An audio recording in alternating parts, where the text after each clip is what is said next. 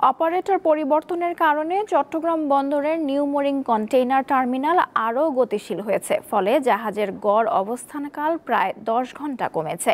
নৌ পরিবহন উপদেষ্টা এম সাখাওয়াত হোসেন বলেছেন, উপযুক্ত অপারেটরদের মাধ্যমে চট্টগ্রাম সমুদ্র বন্দরকে আন্তর্জাতিক অঙ্গনে নিয়ে যাওয়া সম্ভব।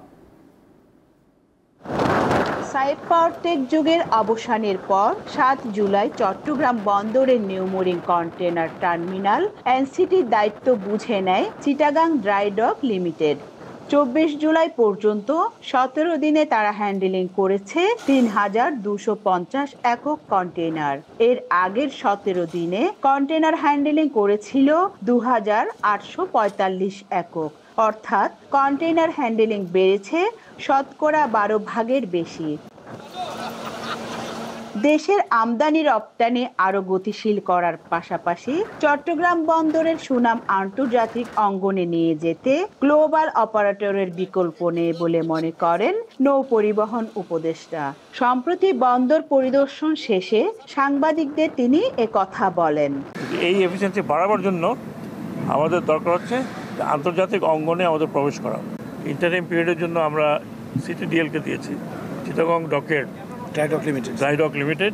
বন্দরের কার্যক্রম গতিশীল হওয়ার পাশাপাশি জাহাজের গড় অবস্থানের সময় কমেছে বলে জানান এই কর্মকর্তা।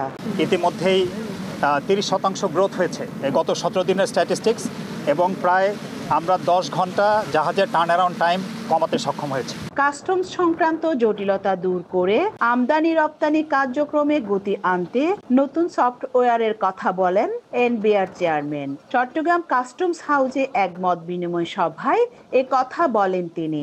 যখন আমাদের এই কাস্টমস ম্যানেজমেন্টের নতুন সফটওয়্যারটা হয়ে যাবে, কমপ্লিট হয়ে যাবে, তখন আমরা যেটা করব সেটা হচ্ছে পাইলটিং করব, অল্প অল্প জায়গায় চালু করব। যখন দেখবো যেটা খুব ভালো সার্ভিস দেয়, তারপর আমরা ধীরে ধীরে সেগুলো থেকে সরে আসবো। চট্টগ্রাম বন্দরে দীর্ঘদিন পরে থাকা প্রায় 6000 কন্টেইনার নিলামের মাধ্যমে দ্রুত অপসারণের উদ্যোগ নেওয়া হয়েছে বলে জানান এনবিআর চেয়ারম্যান।